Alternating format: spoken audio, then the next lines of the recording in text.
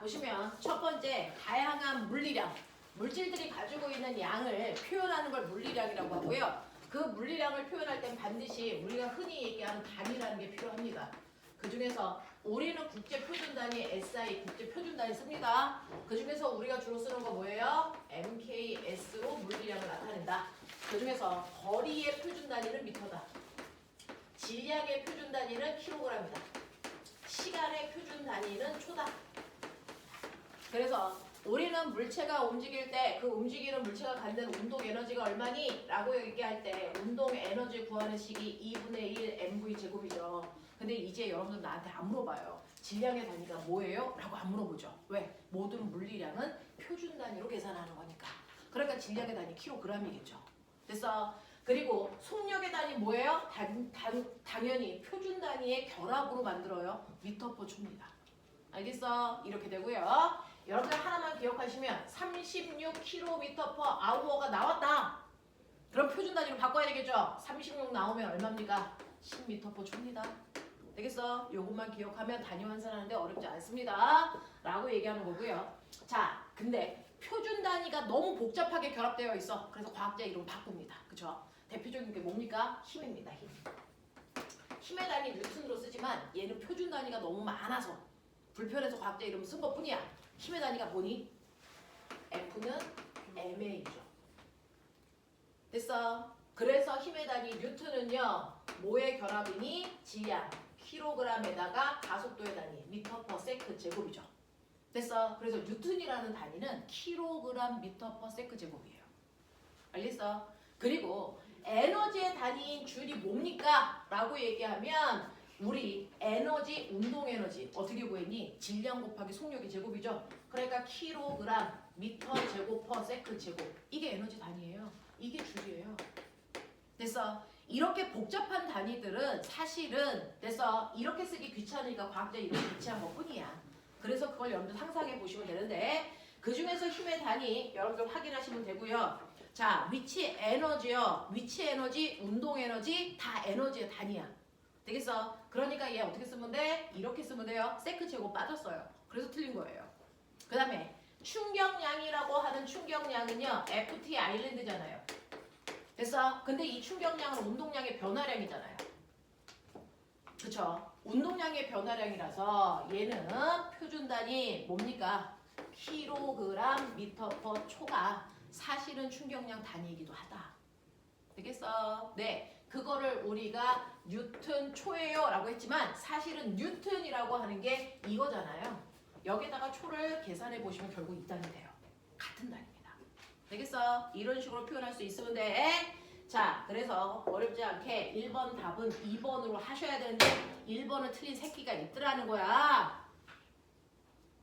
정신 차려. 알겠어? 이런 것들이야. 자, 2번 보시면요. 2번은 여러분들 우리요. 다양한 힘을 구하는 방법들이 있는데 그 중에서 떨어져 있을 때도 작용하는 힘 뭐게? 떨어져 있어도 작용하는 힘. 우리 힘은 6개가 있어요. 접촉해야만 작용하는 힘이 있고 떨어져 있어도 작용하는 힘이 있다. 이게 떨어져 있을 때 작용할 수 있는 힘. 중력, 자기력, 전기력.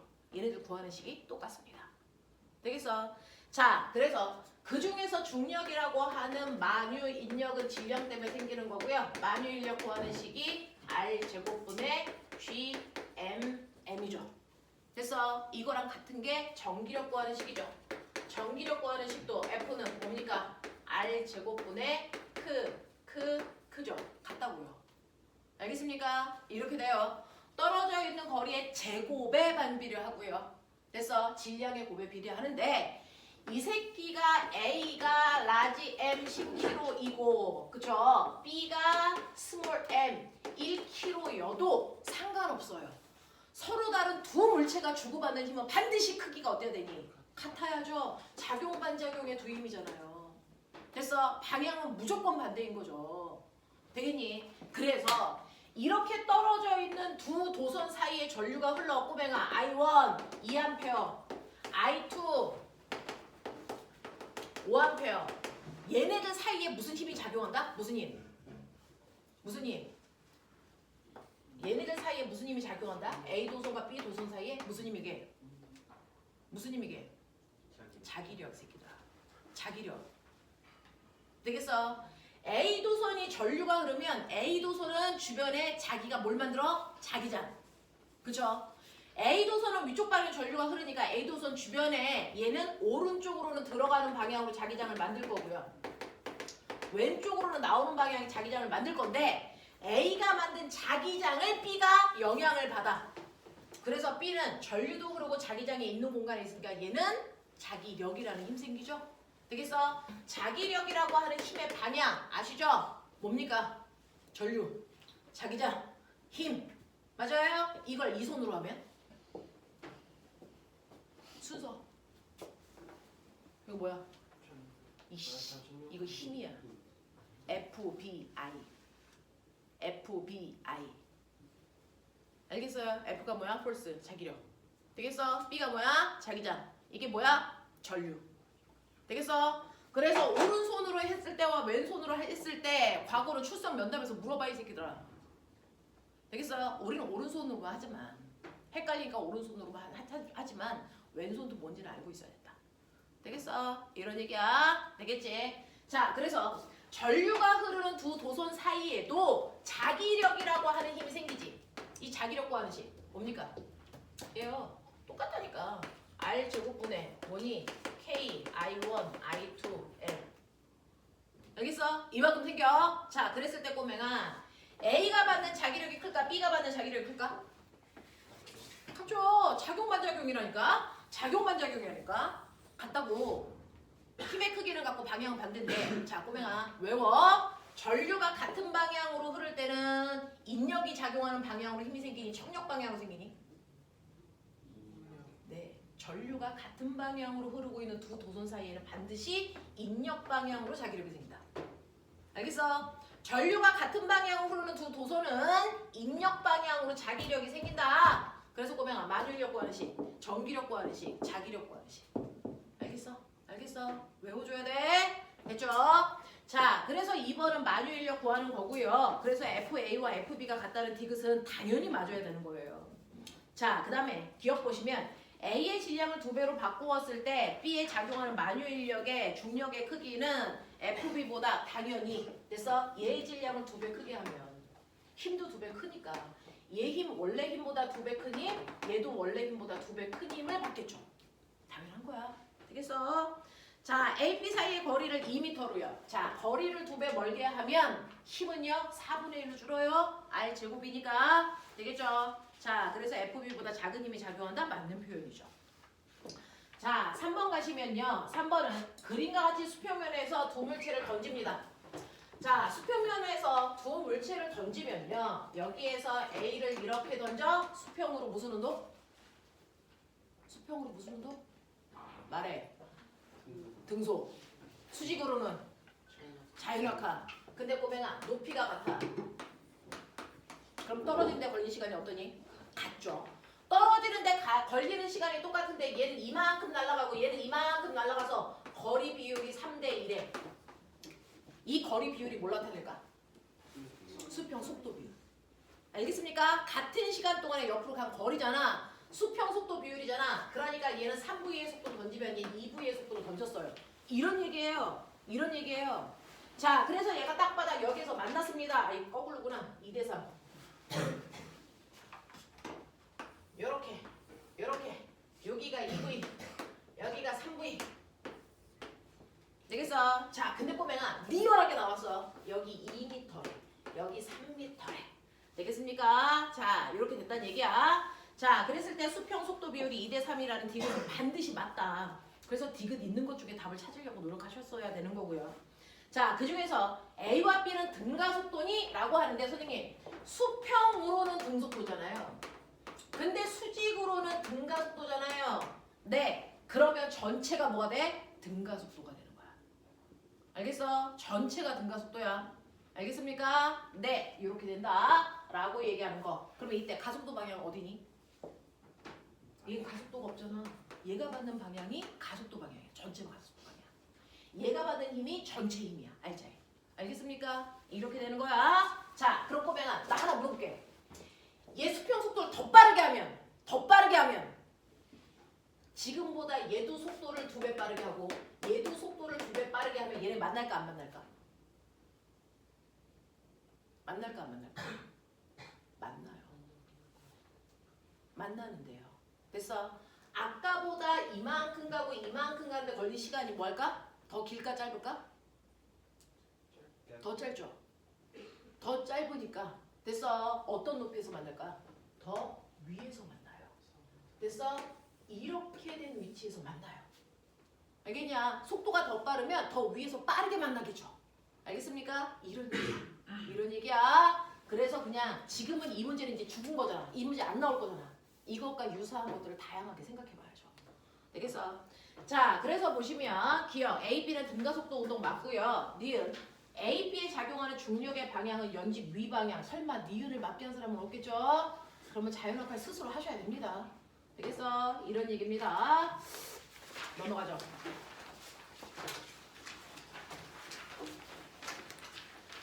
자, 4번 보시면요. 자, 그럼 꼬맹아, 이거 AP 중에서 누가 가속도가 컸을까?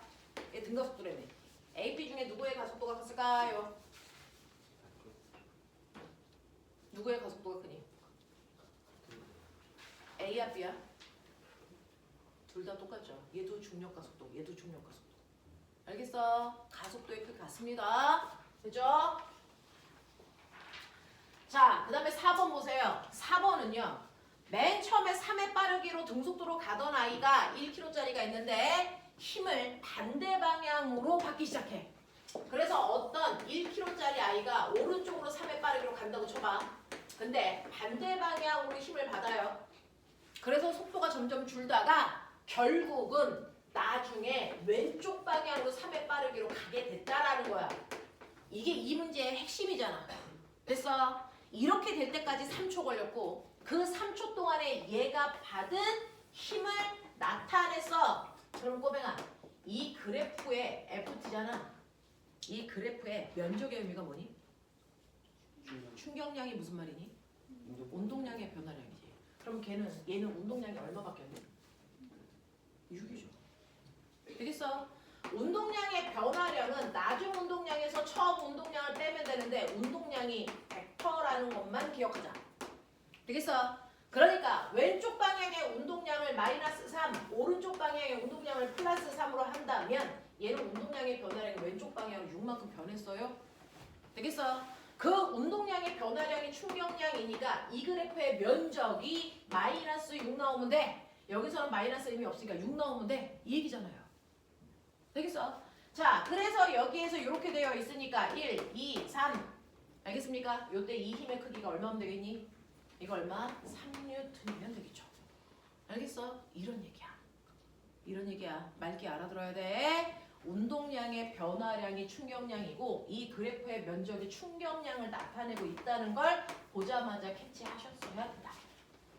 되겠어? 이런 느낌. 자, 그래서 그래프를 보면 그래프의 면적, 길기의 의미를 알고 가시면 좋다. 알겠습니까? 자, 그 다음에 불형 문제가 2개나 나왔어요. 불형 문제가 2개나 있습니다. 정신 차려. 자, 우리요. 이렇게 액체 위에다가 물체를 띄웠더니 이 상태로 정지. 이거죠. 자, 정지됐다. 제일 중요한 말. 얘는 아래로 받는 물체의 뭐와 무게와 위쪽으로 작용하는 부력의 크기가 뭐였다? 같다. 알겠어? 자, 그랬을 때 무게, 부력 구하는 식. 무게 구하는 식이 뭡니까? 뭐죠? mg와 똑같은 게 로, v, g. 부력 구하는 식. 로, 제로, v 다시 g. 이죠? 여기서 로는요. 이물체의 밀도를 얘기하고요. v는 이물체의 실제 부피를 얘기하고요. 그쵸? 로, 제로인 부력을 만드는 건 유체 밀도입니다. 됐어? 그리고 v 다시는 그 유체 속에 잠긴 부피입니다. 잠긴 부피. 알겠냐? 이거잖아요. 이게 같으면 되잖아요. 그러면 머리가 있으니까 G는 의미가 없잖아. 날려놓고 생각해도 되잖아. 비교할 건데. 그쵸? 그랬을 때 여기서 뭐라 그랬냐면요. 이때 이 물체의 밀도가 1이래요. 그리고 잠긴 부피는 떠있는 게 0.4L만큼 떠있으니까 잠긴 건 0.6L에 해당되는 부피가 잠겨있겠죠. 되겠어? 그래서 잠긴 부피가 0.6L이야. 그리고 물체 전체 부피는 L이야. 그러면 얘 밀도가 얼마니? 라고 얘기하는 거잖아. 눈에 보이잖아. 0.6. 알겠습니까? 이 얘기야 이 사람아. 그러면 꼬맹아 앞으로는 이거 할 필요 있어? 이거요.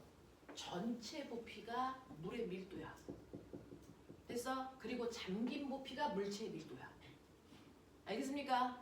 전체 부피가 물의 밀도의 크기를 얘기하는 거고요. 그리고 잠긴 부피가 여기에 떠있는 물체의 밀도를 얘기하는 거야. 알겠니? 그러니까 물의 밀도에 비해서 이 물체의 밀도는 0.6밖에 안 돼. 처음부터 그렇게 써 있었어. 알겠어? 이런 거야. 자, 그 다음에 6번 가시면요. 그림과 같이 수평면에서 2의 속력으로 움직이던 공이요. 됐어. 1과 2에 1m와 2m의 마찰이 있는 구간을 각각 지나갑니다. 그랬을 때 속력이 2였다가 1되고 1이었다 0 되는데 꼬맹아 마찰이 있는 공간을 지나가는 순간 마찰에 대한 일을 하죠. 마찰에 대해서 일을 하는 만큼 에너지는 뭐합니까? 감소하죠. 그러니까 첫 번째요. 여기 첫 번째 마찰이 있는 1m인 여길 지나는 순간 에너지가 감소해서 마찰이 한 일을 해. 맞죠? 여기에서의 속력이 얼마였는데 2였는데 여기서 속력이 얼마 되니? 1돼요. 그러면 이때 얘 운동 에너지 얼마 감소한 거야? 라고 하면 나중 운동 에너지에서 처음 운동 에너지 빼면 되는 거잖아요. 그러니까 얼마입니까? 2분의 1 m 1의 제곱에서 2분의 1 m 4의 제곱 빼면 되는 거니까 2분의 1 3 m이죠. 이만큼이 첫 번째 구간의 마찰이 한 일이고요. 마찰이 한 일은 마찰력에다가 밀고 간 거리를 곱하면 되는 건데 첫 번째 구간의 마찰력이 얼마라고 줬습니까? 첫 번째 구간의 마찰력 얼마라고 줬습니까? 3이라고 줬어요. 됐어? 3이라고 줬기 때문에 이물체의 질량이 얼마란 얘기입니까? 2kg여야 된다는 얘기입니다. 알겠어? 그리고 두 번째 구간을 지나가면서 속력이 맨 처음에 1이었었는데요. 0 됐다는 얘기잖아요. 꼬맹아, 에너지 전환을 되게 많이 물어봐. 얘는 운동 에너지가 결국은 마찰이 한 일로 바뀌어서 멈췄다는 거야. 알겠어? 그래서 두 번째는요. 얘 감소한 운동 에너지가 2분의 1 곱하기 2 곱하기 1이라고요. 그래서 1줄만큼이 마찰이 한 일이 됐는데 이때 이 구간의 마찰력을 모르니까 F 밀고 간 거리는 2m예요. 되겠어? 그래서 이때 이 구간에 작용한 마찰력이 0.5N이에요. 이 얘기입니다. 되겠어? 1과 에너지의 전환입니다. 되겠니? 이 얘기다. 놓치면 안 돼. 넘어가자. 자, 7번 보시면 그림과 같이 천장에 매달려 있는 두 물체가 A, B가 줄로 연결되어서 두 물체는 밑줄 저 핵심 나라는 거 보니 일정한 속력으로 어떻게 움직일 수 있지? 보면 일정한 속력으로 움직이려면 조건 말해. 알자임이 얼마여야 되는데? 0이어야 되는데 그러면 얘네들의 알자임이 0이 되려면 조건이 뭐니? 자, 얘 이쪽으로 얼마로 잡아당기니? mg. 얘 이쪽으로 얼마로 잡아당기니? mg. 그 크기가 같아야지. 그럼 그러려면 조건이 뭐니? 네, 두 물체의 질량이 같으면 되죠. 그러니까 얘와 얘의 질량이 같아요를 이렇게 소심하게 얘기해주고 있는 거야. 그러니까 등속이겠지. 되겠어? 자, 그래서 얘네들의 질량을 그냥 이걸로 준 거야. 같아! 이렇게 쉽게 얘기하는 걸 이렇게 얘기한 거야. 그러면 질량이 같은 아이를 이렇게 빗면에다가 연결을 하겠다는 거잖아요. 여기 A 질량 M이고요. B의 질량 M이잖아요. 자, 이때 알자힘은요. 알자힘은요. 이 물체에 대롱대롱 매달려 있는 물체의 뭐? 네, 중력에서 얘가 밑으로 내려가려는 경사력을 뭐 하면 되니? 빼면 되죠. 되겠습니까? 자, 이렇게 된다. 자, 그래서 여러분들 보시면요. 도로의 경사면 양쪽에 연결해서 A, B에 끌려 빗면을 올라가게 되었습니다. 여기에 대한 설명으로 옳은 것을 찾아보세요 라고 얘기했으니 당연히 이 힘이 더 크니까 얘 내려가고 얘는 올라가요. 뭐 이런 상황을 만들었다는 겁니다. 자, 그럼 그 중에서 기억. 가에서 시간이 지남에 따라 A와 B의 역학적 에너지의 합은 점점 증가하니? 라고 했는데 꼬맹아 봐봐. 얘네가 움직일 때 됐어. 네, 역학적 에너지 보존돼? 판단. 얘가 움직일 때 역학적 에너지 보존되니 안 되니? 여기서 물음표가 생기면 미친 거다. 역학적 에너지가 보존되니? 라고 물어보면 제가 움직이는 동안 어떤 힘이 작용하는지를 확인하셔야죠. 역학적 에너지를 보존시키는 힘만 작용하는지 그렇지 않은 힘도 작용하는지. 자, 얘네가 움직일 동안 무슨 힘 받고 움직입니까? 무슨 힘 받아요? 중력이요. 중력만 작용하는 공간에 역학적 에너지 보존됩니까? 되죠. 되겠죠. 되겠어. 자, 근데 혼자 움직이는 게 아니고 서로 다른 두 물체가 움직여. 그러면 두 물체를 합한 역학적 에너지가 보존되는 거죠. 각각의 역학적 에너지가 보존되는 게 아니라 그랬어. 되겠어? 그럼 잘 봐. A가 있고 B가 있는데요. 위치 에너지 변화량이 있고 운동 에너지 변화량이 있고 역학적 에너지 변화량이 있는데 이렇게 표 하나만 작성하면 돼. 얘네들의 전체 역학적 에너지는 변화가 있으면 안 된다고요. 왜? 보존력만 작용하니까. 이해돼? 자, 그 중에서요. A도 B도 올라가면서 등속도래. 속력이 안 바뀐대. 그러면 운동 에너지의 변화량이 있다 없다? 없다. 맞아요. 등속도로 움직이는데 어떻게 운동 에너지가 바뀝니까? 대신에 A는 올라가죠. H만큼. B는 내려가죠. H만큼. 맞아요? 그러니 A의 위치 에너지가 증가한 만큼 B의 위치 에너지는 뭐해서? 감소해서 전체 역학적 에너지가 뭐 된다? 보존된다. 알겠습니까? 기억하셔야 됩니다. 그래서 기억. 가에서 시간이 지남에 따라 A, B의 역학적 에너지의 합은 점점 증가하니? 그럴 수 없어요. 역학적 에너지 보존돼야 되잖아요. 중력만 작용하니까. 자, 니은. 가에서 A의 중력 위치 에너지의 변화량은 A의 위치 에너지 변화량은 되겠어? B의 운동 에너지 변화량과 같니? B의 운동 에너지 변화량과 같니? 아니죠. 얘랑 어떻게 같습니까? B의 위치 에너지 변화량이랑 같죠. 알겠어? 써놓고 봐라. 자, 디귿. 나에서 B의 중력 위치 에너지의 감소량은 A의 역학적 에너지 증가량과 B의 운동 에너지의 합과 같습니까? 라고 했는데 여기도 보자. 자, 여기에서요. 이 새끼 훅 내려가고 얘 훅 끌려갈 거야. 얘는 가속도 운동할 거야. 역학적 에너지 보존되니? 얘네들 움직일 때 무슨 힘 받니?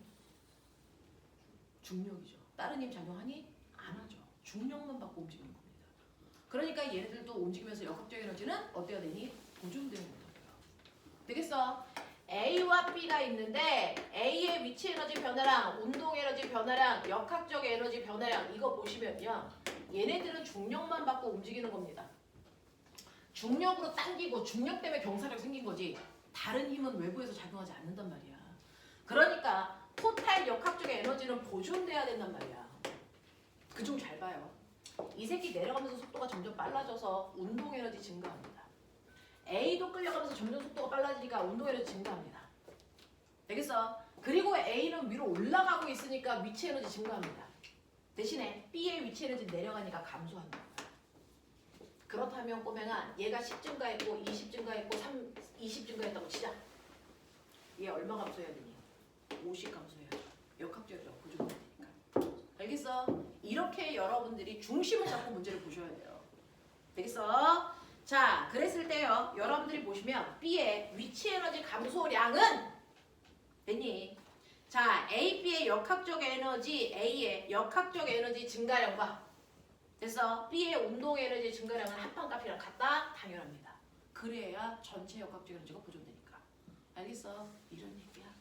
이런 얘기야. 역학적 에너지는 중력, 전기력, 탄성력만 작용하는 공간에서 무조건 보존된다. 알겠습니까? 기억하셔야 됩니다. 자, 9번 갈게요. 9번 문제요. 지문이 길어서 그렇지 아무 문제도 아닙니다. 아무 문제도 아닙니다. 자, 지구에서 용수철에 1kg짜리 물체를 매달면 10N이 된대. 중력 가속도를 10으로 보라는 얘기를 이렇게 한 거야. 되겠어? 자, 그래서 어떤 용수철이 있는데요. 이 용수철에 지구라면 1kg짜리 물체를 매달면 10N을 가리킨다. 이 얘기야. 근데 다른 행성으로 가면 다른 행성에서의 중력의 크기는 지구의 중력 크기의 5분의 1이다. 이 얘기예요. 그러니 지구가 아니고 다른 행성으로 가면 1kg짜리가 얼마? 5분의 1, 2N의 힘으로 측정돼. 이런 얘기하는 거잖아. 이해되죠? 자. 자, 두 번째. 마찰이 없는 평면에서 지면에 용수철을 설치한 후에 10kg짜리 물체를 저울의 한쪽 끝에 매달고 다른 쪽 끝에 고정된 벽에 연결하고 이후 물체가 오른쪽으로 V0로 잡아당겼다 놓습니다. 자, 그러면 이때요. 여러분들 보시면 기억. 위 왼쪽 그림과 같이 무게를 행성 표면에서 측정하면 20N의 무게를 얻을 수 있니? 라고 했는데 이 행성에서 몇 킬로짜리 매단대요? 10kg짜리 매단대요. 이 행성에서 10kg짜리 물체를 매달면 당연히 몇 뉴턴으로 밝힐까? 20N이 되겠죠. 알겠습니까? 이 얘기한 거예요.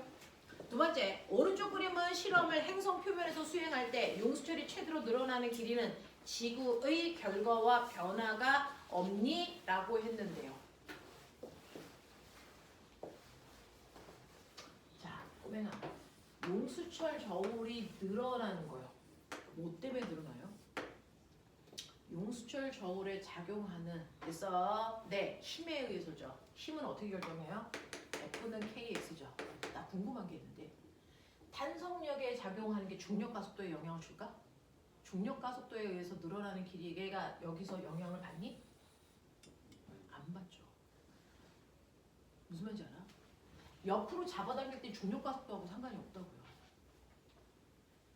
그러니 지구에서 10kg짜리 물체를요 10이라고 하는 속도로 밀었을 때 얘가 최대한 늘어날 수 있는 됐어 길이와 이걸 행성에서 똑같은 물체를 똑같은 속력으로 밀었을 때 늘어날 수 있는 길이가요 똑같아요. 왜요? 얘가 가지고 있었던 사실은 운동 에너지가 탄성 에너지가 될 때까지 늘어나거든요. 그래서 운동 에너지가 모두 다 탄성 에너지로 전환될 때까지 늘어나잖아요. 운동 에너지 2분의 1 mv 제곱이요. 탄성 에너지 2분의 1 kx 제곱이 될 때까지 늘어나요. 그래서 여러분들 늘어나는 길이는요. 용수철이 늘어나는 길이 x는요. 뭡니까? 루트 k분의 mv예요. 용수철 상수 똑같고 거기에 매달려 있는 물체 똑같고 속력 똑같이 민다면 늘어나는 길이는 일정해요. 중력 가속도에 영향을 안 받아요. 되겠어? 이렇게 수평으로 뉘어놨을 때는 중력 가속도에 영향을 안 받는다. 이렇게 매달아 놓을 때만 중력 가속도에 영향을 받는다. 알겠습니까? 이 얘기하는 거야. 자, 디귿 보시면 행성 표면에서 오른쪽 실험을 할 때 초기 속도를 2배로 하면 그럼 이제 됐죠? 속도가 2배가 돼요. 꼬맹아, 속도를 2배로 하면 늘어난 길이도 2배가 되지 4배가 되지 않습니까? 알겠습니까? 네, 요거 정리한 겁니다. 별거 하고 있는 거 아닙니다. 운동 에너지가 탄성 에너지로 만드는 거죠. 자, 10번. 그림은 일반적으로 보온병의 내부이다 라고 얘기했습니다. 꼬맹아, 보온병의 원리는 단열이야. 되겠어? 자, 외부로 열이 빠져나가지도 않고 외부에 있는 열이 들어오지도 않으니까 찬물을 안에 넣었다고 해서 뜨거워지지 않습니다. 그냥 찬 상태로 열의 출입이 없으니까 그 온도 그대로 유지하는 게 보온병이야. 뜨거운 물은 뜨겁게, 차가운 물은 차갑게. 알겠습니까? 자, 그래서 기억. 보온병은 차가운 액체를 오래 차갑게 보관하는 용도로 사용할 수 없다가 아니고 있다고요. 선생님 맨날 여기다가 얼음을 들고 다니잖아요. 되겠어? 차가운 상태를 유지할 수도 있고요. 뜨거운 상태를 유지할 수도 있어요. 온도가 안 바뀌게 하는 게 보온병입니다. 되겠냐? 자, 니은 내벽의 안쪽을 이라고 했는데 꼬맹아 그러면 온도가 안 바뀌게 한다는 얘기는 열의 이동이 없게끔 한다는 거죠. 열을 이동시키는 방법 3가지 우리 알고 있어요. 불러. 뭐냐? 전도, 대류, 복사를 보온병은 막는다는 거야. 전도는 고체가 열을 이동시키는 거잖아요. 그래서 고체가 없게끔 중간에 보온병을 뭐 해놓는다? 뭐 해놓는다? 여기 끊어놔요. 됐어? 고체로 연결시키지 않게. 알겠니? 이중막 구조로 해놓는다는 얘기예요. 그게 전도를 막는 구조예요. 그 다음에 대류는 뭐가 하는 거야? 액체나 기체가 하는 거잖아. 그러니까 이중막 안에 액체도 기체도 없게 하는 거야. 그래서 여기 뭐 진공 상태 만들어 이렇게 얘기하는 거잖아. 그리고 복사를 막는 거야. 직접 나가는 거. 그러려고 여기에다 뭐 거울 설치. 알겠습니까? 그래서 복사된 열이 나오면 다시 반사시켜서 안으로 넣는 거잖아. 알겠어? 그래서 안을 은도금 하는 건 복사를 막는 거야. 알겠니? 이게 보온병의 구조야. 그래서 니은 내벽의 안쪽에 반사성 재질을 코팅하면 액체로부터 나온 복사열에 의한 열 전달을 차단할 수 있다. 맞는 표현이야. 디귿 내벽과 외벽 사이의 공간에 공기가 새어 들어가면 됐어. 여기가 원래 진공이어야 되는데 여기 공기 들어가면 없는 것보다 공기가 있을 때가 단열 효과가 떨어져. 알겠습니까? 왜? 공기가 대류가 할 거니까. 무슨 말인지 알죠? 이렇게 됩니다. 라는 얘기입니다. 자, 그 다음에 11번 틀린 사람들이 왜 그렇게 많을까? 자, 11번 보시면요.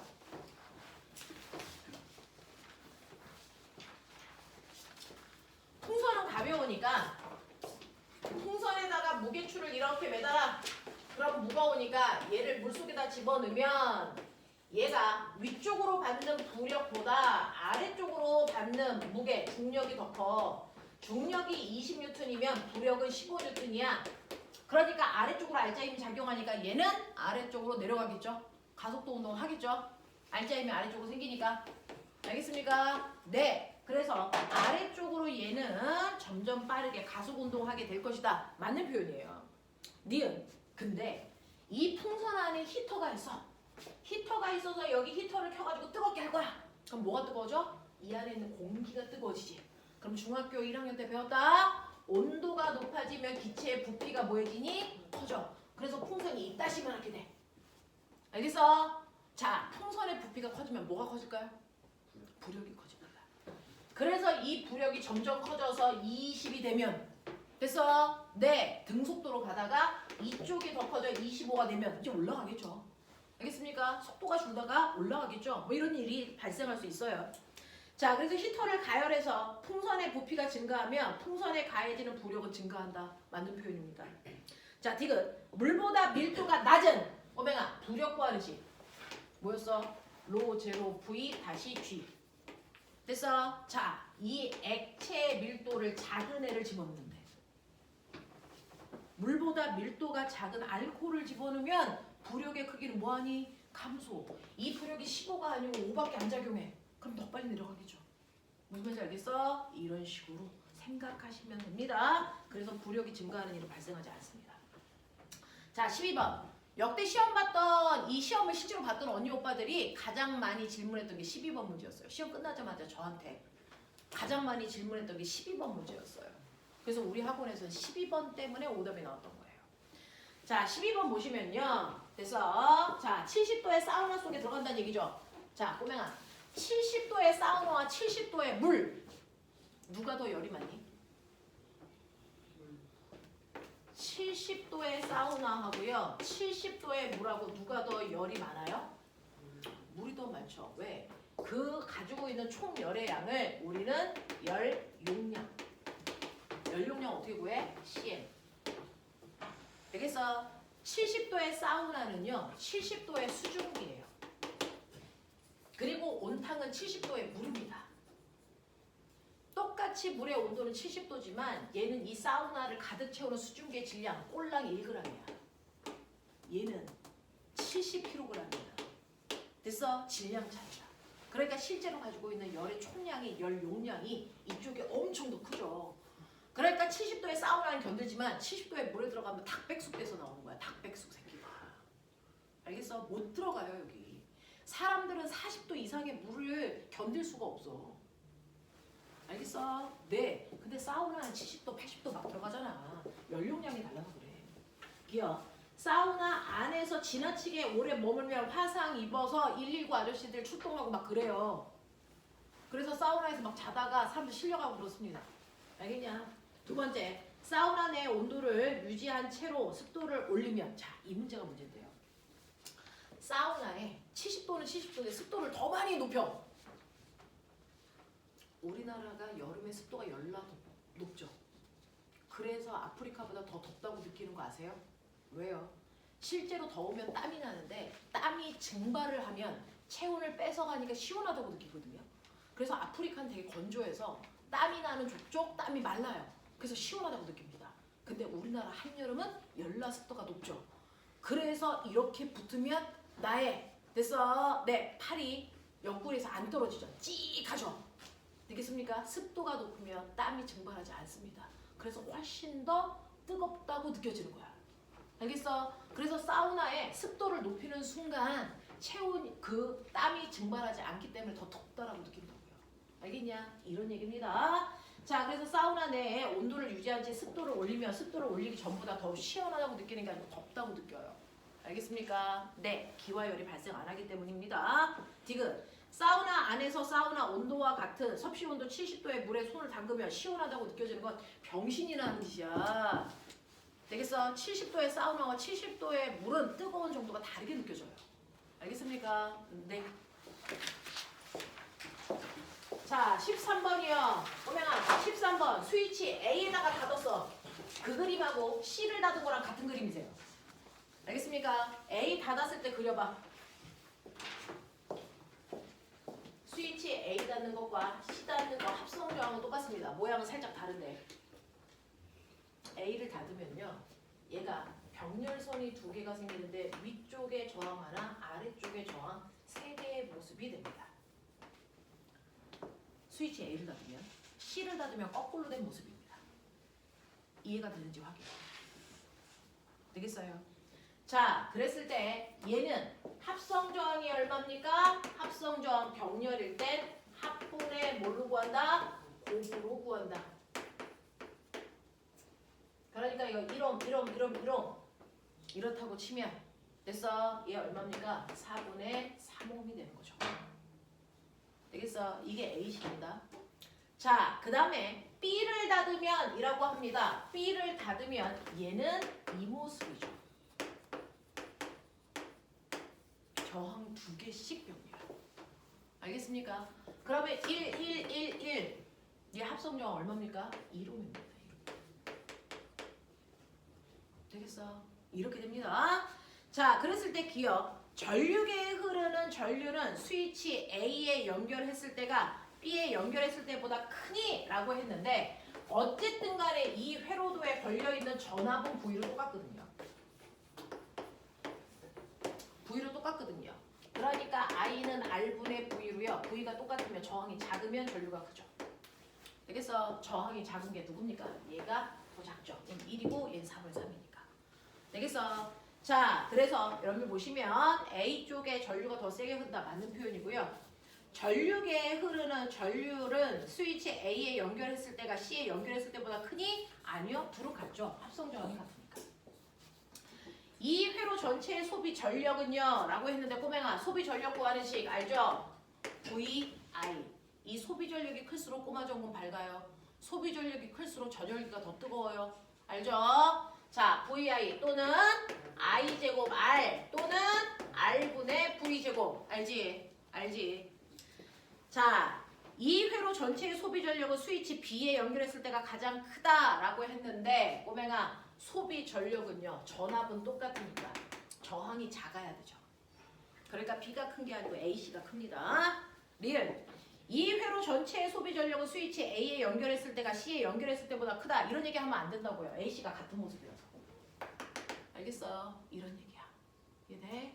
괜찮아? 요거 되겠어? 네. 자, 14번이요.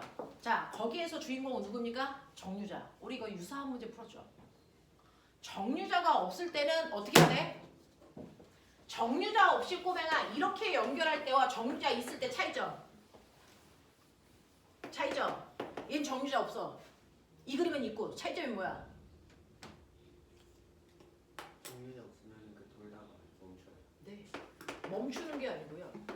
정류자가 없으면 얘는 항상 이 방향으로만 전류가 흐르잖아요. 맞아? A, B는.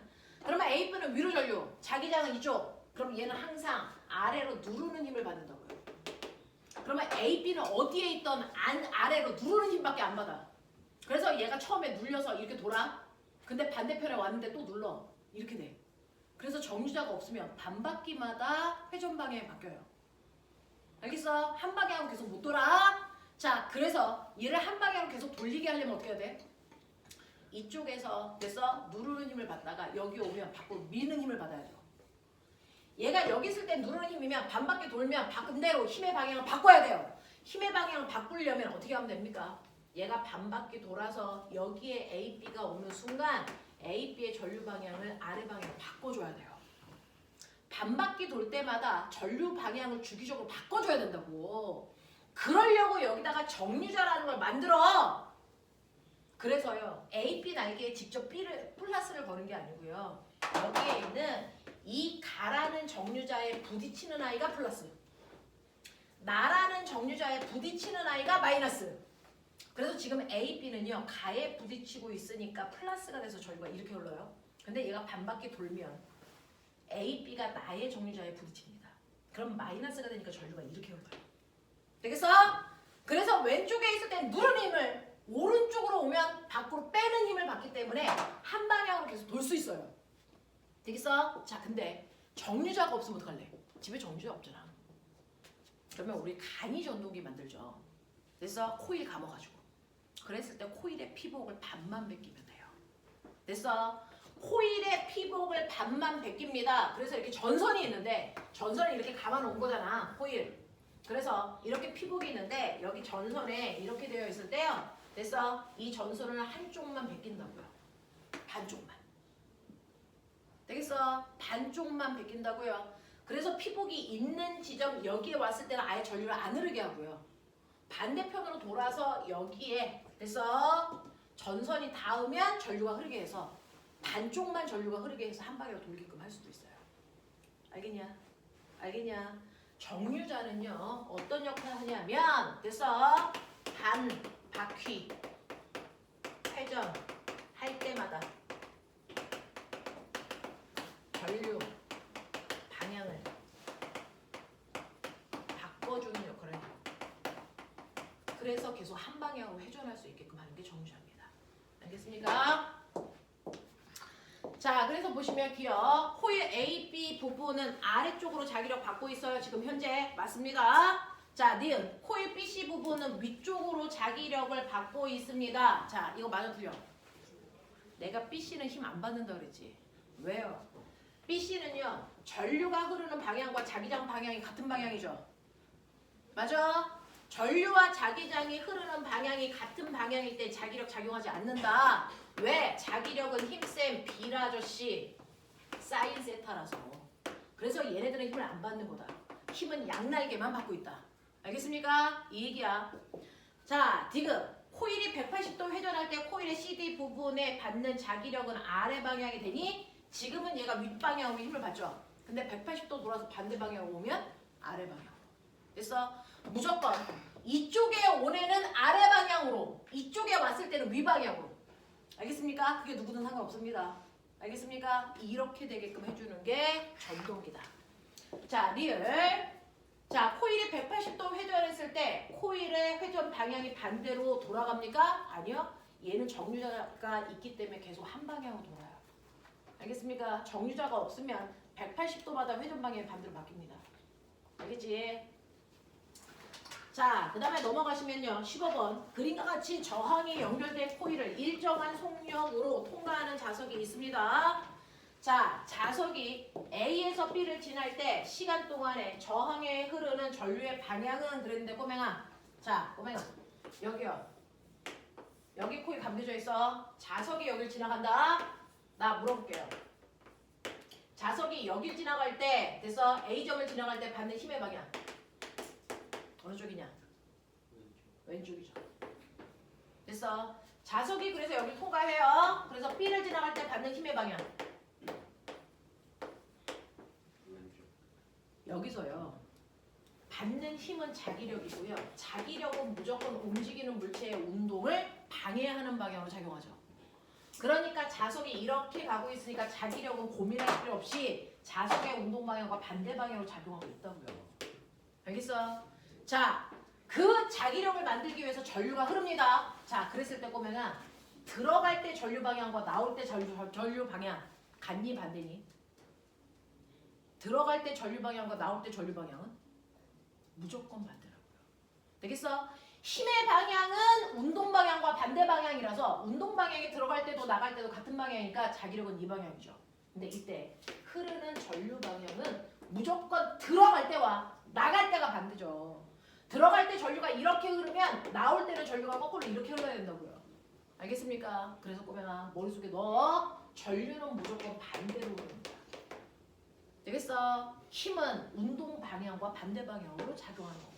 알겠습니까? 이런 얘기야. 그래서 들어갈 때와 나갈 때 전류의 방향이 반대로요. 들어갈 때 이렇게 흘렀으면 나올 때 이렇게 흐르죠. 됐어? 방향이 반대로 바뀌면서 세기도 같이 바뀌어야 돼요. 교류 전류 흘러요. 알겠어? 이 얘기죠. 자, 가정집에서요. 이거는 이제 틀리면 좀 문제가 있어요. 자, 가정집에서 전력이요. 자, 보면 너네 알죠? 전력에다가 뭐를 곱해야 전기 에너지야? 전력에다가 뭘 곱해야 전력량이야? 시간 T 전기 에너지는요. 전력에다가 뭐 곱해요? 초요. 알겠지? 그래야 전기 에너지 단위 줄 나와. 자, 전력량은요. 전력에다가 뭐 곱하면 돼? 시간 곱해야죠. 알겠어? 단위 와트시야. 그러면서 나 궁금해. 1와트시가 몇 줄? 3600줄 새끼야. 1시간을 초로 바꾸잖아. 알겠습니까? 이렇게 된다. 자, 그래서 가정집에서 30W짜리 선풍기를 5시간 동안 30W짜리 5시간 동안 틀면 150W가 되겠지. 자, 1500W짜리 에어컨을 2시간 동안 틀면요. 됐어? 1500 곱하기 2니까 3000 되겠지. 그러니까 몇 배냐고요? 20배라고요. 자, 여기서는 비율만 비교하면 되니까 그냥 저는 전력량으로 계산해서 비교한 거야. 전기 에너지로 물어봐도 그냥 전력량으로 비교해서 대답해 드린 겁니다. 원래는 전기 에너지 물어보면 총곱하는 게 맞죠. 자, 17번 갑니다. 그림은 시간당 어떠한 지점에서 파동의 위치를 나타낸 건데 이거 17번 틀리면 좀 볼 때려 아가야. 자, 4m 안에 몇 번 진동했니? 빨리 봐. 4m 안에 파동이 몇 번 진동한 거니? 몇 번 진동할 건가? 여기서부터 여기까지가 4m인 거 아세요? 그죠? 여기까지가 4m죠. 그럼 보면 요 모습이 여기도 있고 여기도 있죠. 한 번. 됐어? 두 번 진동한 거야. 됐어? 2번 진동하는 동안 4m 갔기 때문에 얘는 한 파장의 길이가 2m예요. 라고 얘기하셔야 되고요. 그 2번 진동하는 동안이 20초라 그랬으니까 한 번 진동하는데 걸리는 주기는 10초예요. 이렇게 하셔야죠. 되겠어? 네. 주기분의 파장이 속력이니까 얘 속력이 0.2예요. 이렇게 되는 거죠. 그리고 진폭은 꼬맹아 여기서 여기까지의 거리가 0.2m라고 줬는데 이게 진폭이니? 아니죠. 중심에서 마루까지의 높이가 진폭이라고요. 그러니까 진폭은 0.2가 아니고 0.1이라고요. 0.1. 자, 18번. 거울과 렌즈에 대한 설명인데요. 평면 거울 앞에 물체를 놓으면 항상 모양과 크기의 물체와 같은 크기의 상이 생긴다. 자, 선생님 말씀드렸어요. 평면 거울은요. 모양도 똑같고 크기도 똑같고 거리도 똑같다. 알겠어? 자, 근데 크기가 같다는 게 무슨 뜻일까? 배율이 같다는 거죠. 배율이 같으려면 어때야 될까? 우리 배율 구하는 식. M은 A분의 B죠. 이게 1이라는 거잖아. 크기가 같다는 얘기는. 그건 무슨 말이야? 거울로부터 나까지의 거리와 거울로부터 상까지의 거리가 뭐하다는 얘기니? 같다는 얘기죠. 그래야 크기가 같아. 되겠어? 이게 평면 거울이야. 알겠죠? 자, 근데 볼록 거울은 항상 어떤 상이 맺혀? 볼록 거울. 축소된 정리 허상이 생기죠. 이때 축소됐다는 얘기는 이 값이 1보다 작아졌다는 얘기죠. 그건 무슨 말일까요? 항상 축소된 상이 맺히려면 거울과 물체까지의 거리보다 거울과 상까지의 거리가 훨씬 뭐하다? 작다. 이게 10m 떨어져 있으면 얘는 3m라는 얘기잖아. 되겠어? 그래서 실제로 물체와 거울 사이의 거리보다 물체와 상까지의 거리가 훨씬 더 가까이 보여. 그래서 너네가 풀었던 문제 중에 자동차 옆에 튀어나온 사이드 밀러는 됐어? 네. 물체 보이는 것보다 실제 물체는 더 멀리 떨어져 있다. 왜? 축소된 상이 맺히니까. 알겠습니까? 보이는 것보다 물체가 훨씬 더 멀리 떨어져 있어야 합니다. 알겠습니까? 자, 그래서 보시면 평면거울 앞에 물체를 놓으면 항상 물체와 같은 크기의 상이 생긴다. 맞고요. 볼록거울 앞에 물체를 놓으면 물체보다 작고 바로 선 상이 생긴다. 맞습니다. 볼록 렌즈는 빛을 보는 돋보기 안경에 사용됩니다. 맞고요. 오목 렌즈로 물체를 보면 오목 렌즈입니다. 볼록거울과 똑같죠. 물체보다 작고 바로 선 상이 생깁니다. 당연합니다. 기본적인 암기사항입니다. 이걸 틀리면 꼬맹아 해야 될 공부를 안 하고 있었다는 겁니다. 자, 선생님이 대단히 빠른 속도로 설명이 필요 없는 사람들도 여기 있었는데 그냥 전반적으로 한번 정리하는 김에 했습니다. 그래서 자, 5분 드릴 테니까 한번 훑고요. 그리고 나서 여러분들이 최대한 물어리 어려우면 어디까지 나오는지 경험하게 해드릴게요. 그래서 5분 있다 시험지 드릴게요. 네, 화장실 갔다 온 사람들 빨리 갔다 오고요. 자, 꼬맹아, 아예 10분을 끊자. 10분을 끊을 테니까 화장실 갔다 올 사람들 갔다 오시고 10분